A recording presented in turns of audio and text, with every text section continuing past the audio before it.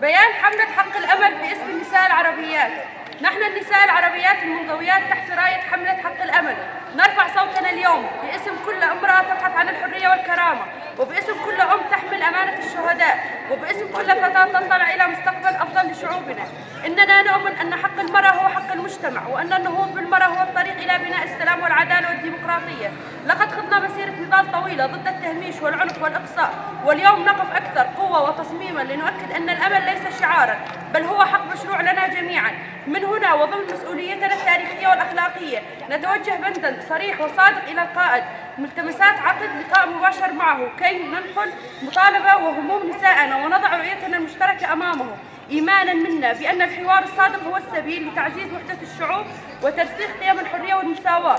إننا في حملة حق الأمل نعتبر هذا اللقاء محطة أساسية لترسيخ دور المرأة العربية في مشروع الديمقراطي لشعوب المنطقة، ولإيجاد جسور تواصل أوسع بين النساء بجميع مكوناتهن على درب بناء مجتمع ديمقراطي حر يليق بتضحيات الشهداء وأمال الأجيال. وعليه فإننا نعلن أمام الرأي العام وتمسكنا بحقنا في اللقاء مع القائد وواضعات ثقتنا بأن صوت المرأة لن يبقى مهمشا بعد اليوم، بل سيكون شريكا أساسيا في صناعة المستقبل. لا حياة بدون القائد. لا حياة